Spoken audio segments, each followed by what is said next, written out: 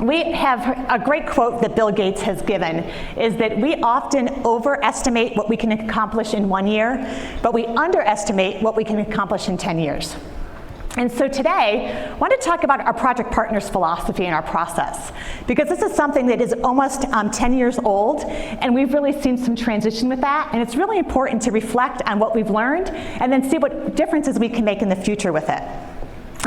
For those of you who don't know, Project Partners is our alternative project delivery to the design, bid, build process.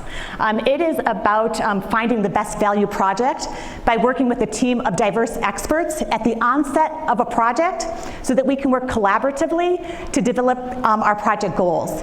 It's a relationship-based process that utilizes pre-qualified consultants and contractors, and we work through value engineering and risk mitigation throughout the entire process. And I'm the first to admit that I overestimated how long that process was going to take to put into place. There's a lot of work involved in the contracting side as well as the selection side, because it was really important to do two things. The first was look at it as a system-wide approach so that we were involving all of you, our consultants, our contractors, our local governments, because we wanted a process that provided a value to all of us, not just the district. And then, of course, we needed to make sure it was a transparent, defendable process that really resulted in the best value. So that took a little bit more time than we estimated. But the good news is we also underestimated some things. And the first one being was how quickly people would adapt to this new process.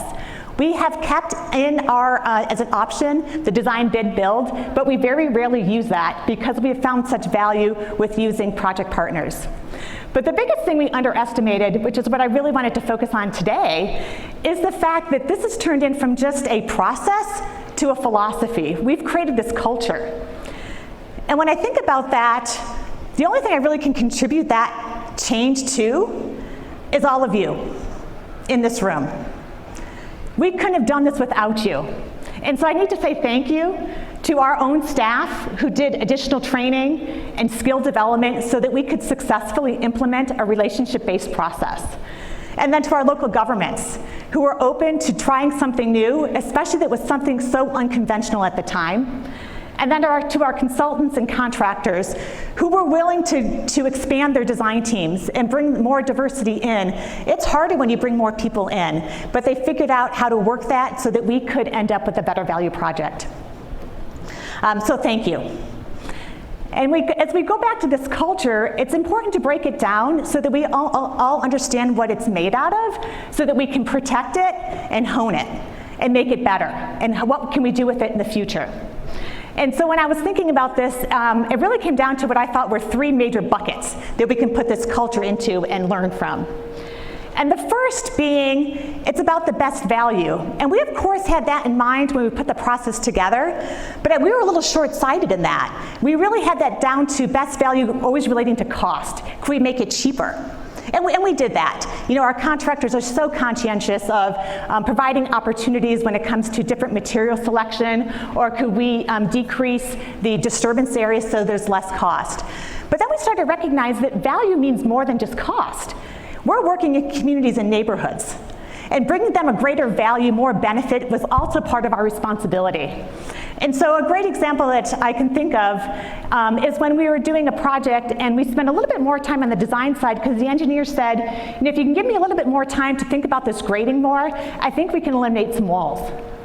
And with that, we actually have the cost savings of the walls, but there's a lot of safety issues that walls have in a drainage way. So we're eliminating that, and then of course the rebuild costs to have to program in that longer term maintenance to replace them someday.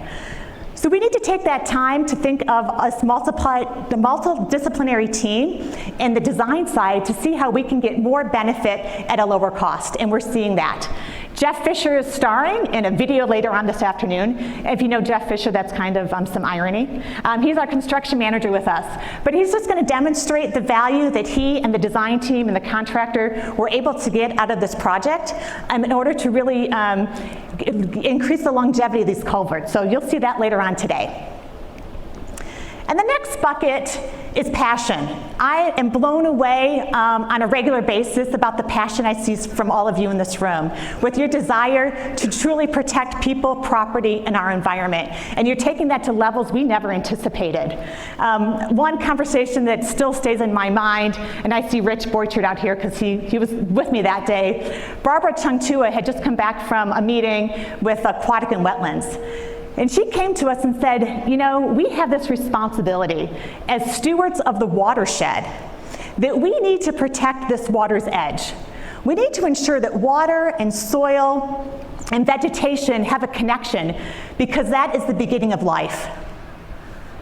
I was like, wow, you're right. And here we are, a standard practice for us at that time was to do boulder edging. From that day forward, we stopped that practice. And it's something that we have a responsibility for, and that passion is what drives us. And the other example I wanted to share with you is an amazing story that happened about a month ago. And it was on June 24th. It was an early Thursday afternoon, and our routine contractor, Arbor Force, was doing work along the South Platte River in the city and county of Denver. And they were near Cuernavaca Park, and Matt Jackman, who was the crew leader, he noticed a man who was a little distraught on the pedestrian bridge. And I think most of us, you know, we would see that and probably just go right back to doing our work. But Matt didn't, because I think he had this idea of it and this responsibility he felt of protection. And so he took a little bit more notice of that gentleman, and he saw that he had a rope around his neck, and that rope was attached to the railing. And so we could all imagine what was going through that person's head, and Matt decided to take some action. And he had his other crew member, Alex, call 911 and let the authorities know of what the situation was in their location. And then he went ahead and engaged at a safe distance with this gentleman to hopefully try to de-escalate the situation and the feelings that he felt. In addition to that, Alex and Matt also kept people away, because the more people coming to that definitely could have made that situation worse. They stayed with that person until the emergency responders were able to get there, and that was about 30 minutes. And during that time, keeping people away and keeping it de-escalated really, you know, we believe saved that person's life and the harm of other people potentially in that area. But that's the gravity of what our people are sensing, and this feeling of responsibility that we have to protect each other and our systems. So thank you for that passion you've been sharing with us. The last bucket is this idea that there's an intrinsic movement that's happening in our community to advance the practice outside of just our everyday projects. And you know, Dave Skoudas, I think we all love his videos. He does so much of that on his own time. So he's taking his talent for being able to write and to you know, produce videos to get an educational message out to a much wider audience than we ever have before. So we thank Dave for that. And then Susan Brown, she's always had an interest in youth and their development, and she saw a gap in our community outreach, recognizing that we weren't always getting to the right people in our communities where we were doing a project. And she developed a program called the Youth Ambassadors. So this afternoon, you're going to hear from the 5 Point Youth Ambassadors and what their success has been and how we're going to start trying to engage them in more public outreach. And then Jim Williman sits up here. Jim always has this wealth of curiosity. And currently right now, his latest project is growing grasses in his living room. At his own time, he's trying to figure out what's the right soil mixture that we can then potentially understand and use for our own criteria. And I look around this room, there's so many of you, I wish I could have more time to acknowledge it all. But know that we recognize it and we appreciate it, and that's what's making our industry better. We are really at the infancy stages of urban stream design, and we appreciate this culture that we have been able to grow with all of you to make it better. So we really want to celebrate today all those accomplishments. But it's also important, right, to continue to look forward. And so we don't have it all together yet, and so we don't want to fool ourselves into that thinking, but there's some great learning opportunities we want to also bring to you today. We have been using the Learning Community Advisory Council to be our think tank at the district of understanding what's really going on in the industry. And one of the things that keeps coming up is collaboration. that the project partners philosophy was very good at putting the right people in the room, but we haven't been able to consistently understand how to leverage all of those expertise at the right time. So we wanted to spend some more time understanding what collaboration truly means and how we can continue to build and get the best collective action from all of us here. Jeff Sickles has really taken this on as a champion, and he's going to talk after me today, as well as Kurt Bauer's got a great group of panelists who come from multi-disciplines that can share their insights to collaboration.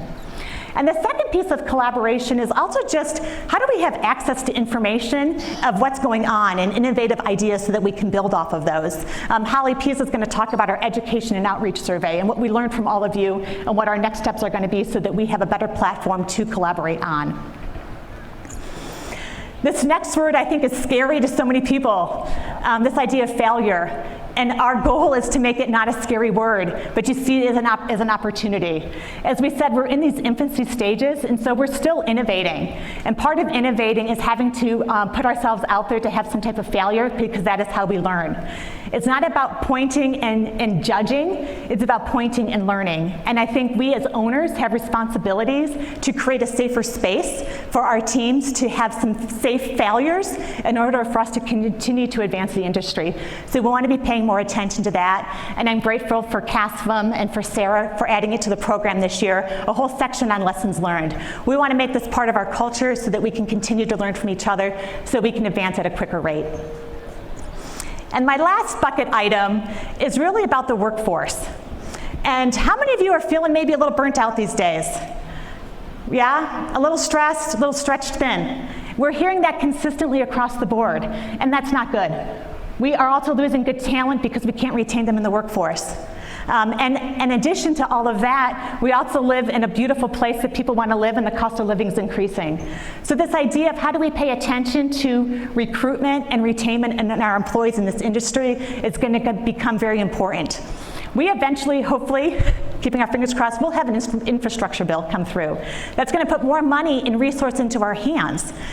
So we as an industry have to be able to understand how to get it into the ground so that we can help continue to protect people and property. So the resources are there. We need to ensure the labor force is also there. We'd like to work with all of you on how we can approach that in this community environment, because that's how we know how we're going to solve it. So those are really tough topics to kind of end with, but the beauty of this environment that we've created and this partnership is that we can have these tough conversations, because again, that's what's going to advance us into the future. So we look forward to working with you on those. And Gates was absolutely right that we underestimated what project partners could bring. We didn't understand this culture that would be created, the fact that we are able to provide our best value projects, that we have a passionate community who believes in our mission and vision, and that we've got this intrinsic desire to continue to advance the practice. So we're grateful for that, and what we want to do with it is make sure we set the bar high for the next 10 years. And we know by working with you, we can better protect our people, property, and the environment so we can improve the quality of life for all people. Thank you for being here today.